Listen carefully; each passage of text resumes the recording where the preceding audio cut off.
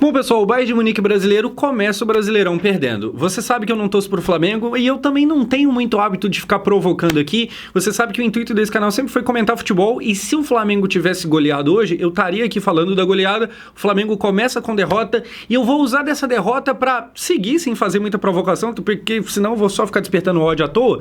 Mas pra falar que, tipo assim, sim, o Flamengo ele tem um poder financeiro que se assemelha um pouco ao que o Bayern faz na Alemanha. Obviamente o Bayern tem uma disparidade ainda maior, tá ligado? Mas sim, o Flamengo financeiramente, ele domina o Brasil hoje de uma forma bem desigual, de uma forma bem liderando na frente com muita sobra.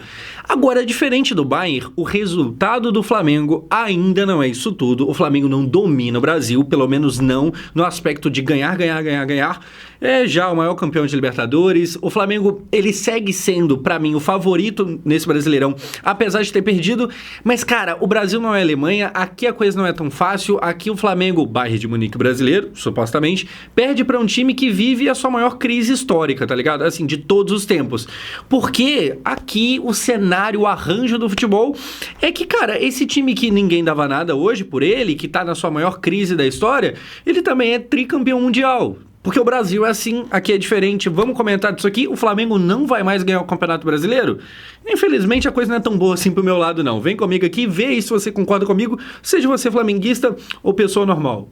Brincadeira, vambora, vem aqui comigo, gente. Olha só, pra começo de conversa, a gente tem aqui a escalação do Flamengo e esse vídeo é focado principalmente no Flamengo. Então, que fique claro que, pô, Josão, você falou muito mais do Flamengo do que do São Paulo. É focado no Flamengo, que fique bem claro, certo? Então, o Flamengo vem com Rossi, Varela, Léo Ortiz e Léo Pereira, a dupla de Léos, e informação que não muda absolutamente nada na sua vida. O Léo Pereira, ele separou da mulher?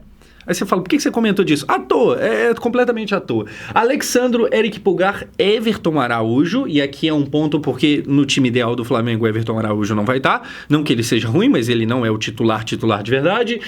Carrascal, Plata, Little Onion, Cebolinha e Pedro, e aí o técnico Filipe Luiz. O que a gente tem aqui de novidade? Bom, o Flamengo pela primeira vez nesse ano coloca no banco de reservas Jorginho e Arrascaeta. Eles não tinham jogado, eles não tinham nem sido relacionados até então. Hoje aparece até porque... Hoje, eu falei hoje aqui. Hoje aparecem porque Brasileirão, a gente tem essa novidade do Campeonato Brasileiro começando já agora em janeiro. Eu particularmente tenho gostado, não sei se eu vou mudar de opinião. Mas enfim, como é um jogo mais sério, como o Flamengo tem essa vontade de dominar tudo e obviamente o Brasileiro ele vale muito mais do que o Campeonato Carioca, hoje Arrascaeta e também Jorginho aparecem pelo menos no banco no começo do jogo. Enfim, esse era o Flamengo do Filipe Luiz e como é que começa a partida? Com o Flamengo tendo uma senhora chance que o Carrascal perde numa grande jogada do Cebolinha, que provavelmente foi disparado ali o melhor jogador do primeiro tempo. Olha só o que a gente tem aqui, o Cebolinha, ele vem trazendo a bola e quando você menos espera, ele vê um baita passe no Carrascal que se movimenta bem, mas chuta mal, perde a oportunidade. E aqui, cara, o destaque nem é exatamente para a perdida do Carrascal, que tem o mérito, como eu falei, da movimentação, até porque se ele não passa ali no espaço, essa jogada nem aconteceria. Então a gente vai falar aqui do passe do Cebolinha, mas a movimentação do Carrascal também é muito foda, apesar dele ter perdido. Mas o Cebolinha, ele faz um muito bom primeiro tempo. E aí é muito louco porque aquele velho papo que eu já falei umas 18 vezes aqui, o Flamengo, ele tem um elenco muito forte, a ponto de o Cebolinha ser um jogador que ele não é titular absoluto. Na verdade, ele nem é entendido como um cara que tem que ficar no Flamengo e ponto. Não, muito pelo contrário, ele é entendido como um cara negociável. E aí, cara, eu tava pronto pra falar que, tipo assim, pô, não é meio absurdo o Flamengo tratar o Cebolinha com esse desdém, com, tipo assim, pô, se aparecer oportunidade a gente vende e tal. Eu tava pronto pra falar disso, até que eu lembrei de pesquisar o seguinte, pô, quanto é que o Flamengo pagou mesmo no Cebolinha? E aí eu descobri aqui, ou melhor, eu relembrei, que foram 16 milhões de euros. Então, assim, sim, o Cebolinha é um jogador muito bom, o Cebolinha, sei lá, em 2019 fez uma baita Copa América, mas é compreensível essa cobrança maior em cima dele, porque ele não é um jogador barato, né? Fica muito parecendo ali que, tipo assim, nossa, agora nessa época cara do Flamengo, de jogadores absurdamente caros, o Cebolinha, que nem foi tão caro assim, ele joga tão bem e ele é injustiçado, pode parecer isso. Mas na real não, mano. O Cebolinha também é caro, tá ligado? O Cebolinha, ele tá perto de 20 milhões de euros. O Cebolinha, em reais, ele custou praticamente 100 milhões de reais. Então é normal que ele seja cobrado. Agora, eu só não acho certo tratar ele como um jogador ruim. Se bem que ele me parece o tipo de jogador que muitas das vezes passa mais da metade do ano sem fazer nada, aí depois joga, sei lá, 4 meses bem, e some de novo, tá ligado? Ele me passa essa vibe. Mas hoje, pelo menos, ele começa muito bem a partida. Pra mim, ele é o destaque do primeiro tempo. O Flamengo poderia ter começado na frente já desde o início do jogo com essa oportunidade que não começou porque o Carrascal perdeu. E aí, quem sabe, se o Carrascal não tivesse perdido, o jogo teria sido outro. Talvez o papo aqui seria confirmar esse favoritismo do Flamengo por causa de uma vitória, tal. Não aconteceu, perdeu. Mas aqui o bom jogo de Cebolinha, que apesar do bom jogo, eu acho que tem que ser cobrado sim, porque ele custou caro. Na época, ele foi a contratação mais cara do Flamengo do ano, se eu não me engano. Enfim, depois, o que a gente vai ter? A gente vai ter a grande oportunidade, grande e praticamente única oportunidade do São Paulo no primeiro tempo, aos 19 minutos. O Luciano vai finalizar uma bola que vai ser travada e ela sai covardemente aqui na lateral do gol. Se eu não me engano, quem trava é o Léo Pereira. O Rossi estava completamente entregue, era basicamente rezar para a bola não entrar e de fato ela não entrou. O São Paulo chegava pouquíssimo no ataque. Se eu não me engano, aos 11 minutos, a porcentagem, a divisão de posse de bola era papo de mais de 70% para o Flamengo do Felipe Luiz. Então, assim, quem mandava no jogo, apesar de não estar em casa, era o Flamengo, fazendo jus ao que se espera desse time podre de rico, que tem o melhor elenco não só do Brasil, mas da América Latina. Porém, apesar de realmente dominar a posse de bola e ter tido aquela grande chance com o Carrascal, também é verdade que o Flamengo não finalizava tanto assim não, pelo menos não com tanto perigo. Tanto é que o São Paulo, na rara oportunidade que teve, levou tanto perigo quanto o Flamengo e aí quase fez o gol aqui. Só que aí assim, o São Paulo tem essa oportunidade e passa, sei lá, mais 20, 30 minutos sem nem chegar perto do gol do Rossi. O São Paulo, ele jogava atrás. E uma coisa tem que ser falada, tá? Méritos aqui ao Crespo. O Crespo, ele opta por vir com 3 zagueiros, o que faz sentido, porque você vai jogar contra o Flamengo, que a essa altura ninguém tem vergonha de falar que é o melhor elenco do Brasil. Então ele reforça e o Flamengo não. E o São Paulo funciona muito mais. Tem uma partida enorme do Arboleda na zaga, enfim, é interessante. Aqui, quase gol. E depois o que a gente vai ter? Já o final do primeiro tempo fica meio que por aí. Em números, eu trago aqui, o primeiro tempo terminou com 57% de posse de bola, o que mostra que em determinado momento o São Paulo meio que foi igualando a coisa, não chegou a igualar, mas deixou de ser 70, virou 50 e alguma coisa. Porém, em finalizações, aqui a gente tem uma disparidade realmente bem grande. São 9 finalizações para o Flamengo e apenas 3 para o São Paulo. Ou seja, literalmente um terço. Literalmente, o Flamengo finalizou 3 vezes mais do que o São Paulo. Finalizações no gol, das 9 do Flamengo, 3 foram no gol. Das 3 do São Paulo, nenhuma foi. Se bem que, apesar de não ter ido, levou perigo, né? Porque passou raspando na trave ali. Tem finalizações que, apesar de não serem direto no gol, às vezes leva muito mais perigo do que aquela bola que você chuta e o goleiro encaixa tranquilo, tá ligado? Enfim, esse foi o primeiro tempo. Esse qual? Um primeiro tempo de muito domínio do Flamengo, mas com o problema do 0-0. Não adianta dominar o jogo, ficar com muita posse de bola e finalizar mais se você não fizer gol, né? Por isso, no segundo tempo, como é que começou? Gol do Plata. E aqui é sacanagem. Certo? Daqui a pouco a gente vai inverter a lógica do vídeo, vai começar meio que, eu vou pelo menos tentar colocar o pé do flamenguista no chão, mas antes, o que o Pedro faz aqui é uma brincadeira. Olha só, o Alexandro vem com a bola, ele vai cruzar na área, o Pedro ajeita de peito pro Plata fazer o gol dele aqui. E o Plata, literalmente, se curva ao Pedro, ele faz aqui aquela reverência. Assim, o gol é do Plata, mas na verdade o gol é do Pedro. O passe que o Pedro tá... é uma brincadeira. Basicamente, para quem não conseguiu entender de longe, tá aqui o Pedro no destaque, ele dá aquela ajeitada de futevôlei, tá ligado? E assim, cara, completamente consciente, a bola vai certinho. Não tem nem como falar que foi na cagada e tal, porque na cagada você não faz isso aqui, tá ligado?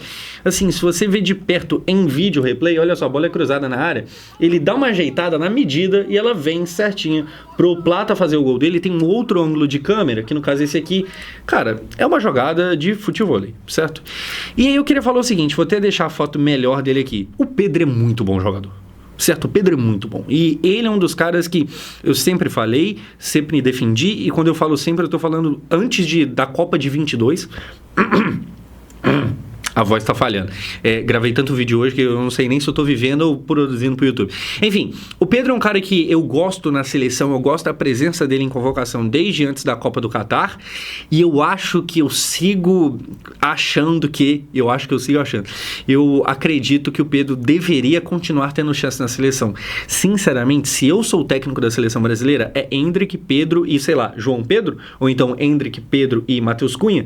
E eu falo isso porque o Pedro entrega o que o Ancelotti fala que ele gosta no Richarlison, que é o camisa 9 mais clássico. O Pedro não é lá o homem mais alto do mundo, mas ele é mais alto do que o Endrick, por exemplo, e ele consegue ter essas características de 9 mais clássico, sem falar que ele tem uma habilidade, por exemplo, para fazer esse lance aqui. Eu acho o Pedro muito bom.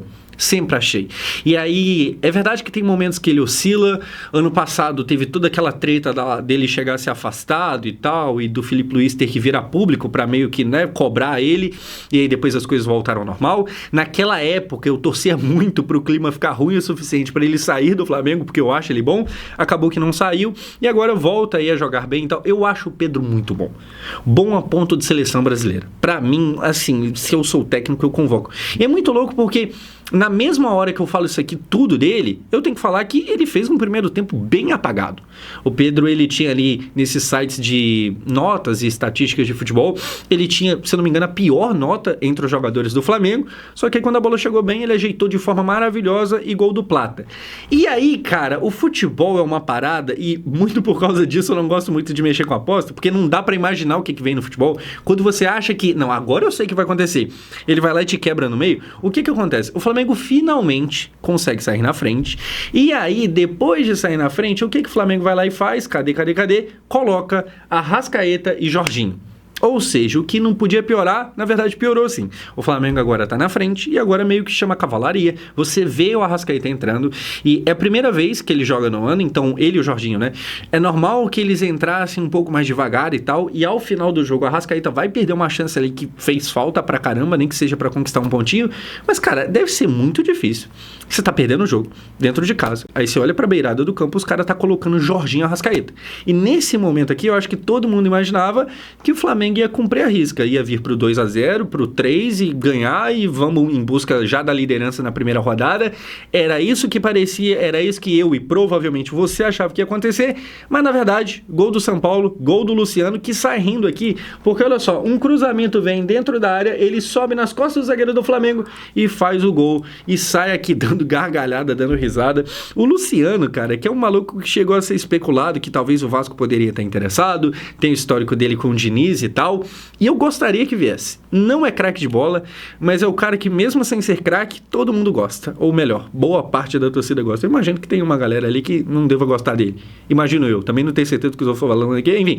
Mas, mais uma vez, ele é importante, ele, acho que com 1,81m, se eu não me engano, essa altura dele, faz um gol de cabeça. A zaga do Flamengo tem ali um apagão e tal, mas mérito do Luciano. O Marcos Antônio tem que ser comentado aqui porque ele faz uma virada de bola impressionante e ele tava mal no primeiro tempo, e aí o São Paulo como um todo tava mal junto, e aí ele melhora no segundo tempo e o São Paulo como um todo melhora junto. Enfim, o São Paulo empata e, sendo sincero aqui, talvez pro São Paulino fique meio feio falar isso, mas aqui o placar já tava bom. Olhando o contexto das duas equipes, a fase que cada uma das duas vive, empatar numa estreia do Brasileirão contra o Flamengo, mano, quase todo mundo apertaria um botão de eu topo, fechou, pode acabar o jogo. Mas na verdade, o que acontece é melhor ainda. Acontece o segundo gol do São Paulo, o Danielzinho faz um gol. E esse aqui é um gol e tanto, porque olha só, cara, mais um lance aqui, bola jogada na área, o Pulgar corta totalmente errado e o Danielzinho vai lá e faz o gol dele e sai aqui comemorando. E por que esse gol do Danielzinho, ele chama atenção? Porque na mesma hora que o Flamengo tá contratando o Lucas Paquetá por 42 milhões de euros, o que dá 60 milhões de reais, o Danielzinho foi de graça. Certo? O São Paulo contratou o Danielzinho sem custo nenhum, com um salário de 380 mil reais. 380 mil reais hoje, cara, deve ter muita gente no Flamengo, no banco, que ganha, sei lá, o dobro disso. Deve ter, tá ligado? Enfim, é quase nada. E aqui, sejam todos bem-vindos ao que é o Brasil. Não é tão fácil aqui quanto é pro Bayern na Alemanha. certo? Aqui não vai ser fácil. Porém, apesar dessa derrota, aqui eu retrocedo um pouco e falo que eu continuo achando que o Flamengo segue favorito ao título do Brasileirão. Se lá pela 15ª rodada a coisa estiver muito feia, aí beleza, aí a gente tira o time de campo e muda a opinião. Mas eu sigo achando que ao final da temporada, se o Flamengo não estiver sendo campeão, ele vai estar no mínimo no top 3, brigando o tempo todo pelo título. Mas enfim, eu acho importante, num dia que é muito grande, eu acho que o torcedor que está empolgado pela chegada do Paquetá, tá certo, tem que estar empolgado mesmo, é uma contratação enorme. Eu vi o Rizek da Globo falando que ele pisa no Brasil como o principal jogador do país, e aí eu pensei, tipo assim, pô, mas não é um exagero, não? Aí a gente pode pensar, sei lá, no Neymar, que já tá com a idade avançada e a gente não sabe o que dá pra esperar do Neymar. Mas, pô, o Neymar tá aqui, tem alguns outros jogadores e tal, mas talvez não seja tão absurdo não, tá? É um jogador de 28 anos de idade, titular da última Copa, que provavelmente vai pra próxima e se bobear até como titular de novo. Se não for, 12º homem. Então, talvez o Rizek não esteja tão errado não. Enfim, eu acho importante ter essa noção, sabe, esse pé no chão, e aqui eu falo com o torcedor flamenguista, de que sim, o Flamengo é quem mais tem dinheiro, o Flamengo é quem provavelmente vai mais brigar pelos títulos, se bobear vai tentar 5ª Libertadores, eu não duvido de nada, porém, isso aqui ainda não é festa. O Brasil, na média, não é tão fácil quanto lá fora, nos outros campeonatos, onde tem um time bom e 19 figurantes. Ou então, no caso da Alemanha, um time bom, um Borussia Dortmund e 18 figurantes, e o resto é tudo figurante. Enfim, aqui a coisa é um pouco mais séria. No final do jogo ainda teve uma senhora defesa do goleiro Rafael, e aí, como eu falei, o Arrascaeta perde essa chance depois e dessa forma termina o jogo. Eu acho que o Flamengo segue sendo o favorito ao título do Brasileirão, mas aqui nunca é tão fácil assim. Ano passado mesmo, que foi um baita ano, o Flamengo foi campeão, mas se eu não me engano foi 3 pontos na frente do Palmeiras, que tropeçou até no fim do ano. Mesmo assim, se eu não me engano, foram 3 pontos. Se eu estiver falando bosta, aí você ignora, você finge que eu nunca falei isso. Enfim, por hoje é só. No domingo tem Supercopa, estaremos aqui com vídeo, seja com vitória do Flamengo, seja com vitória do Corinthians, e na segunda-feira tem vídeo do Vasco também. E amanhã tem vídeo do Vasco, amanhã é Mirassol e tal. Pra você que não sabe, talvez você caiu aqui de paraquedas, eu torço pro Vasco, mas eu comento aqui o futebol num todo, e tem ali uma ênfase ao Flamengo, até porque hoje em dia é o time a ser falado no Brasil, né? Enfim, eu sou o Josão, se você gostou desse vídeo, me segue aqui, se você não gostou desse vídeo, desista de viver. Enfim, valeu, até o próximo.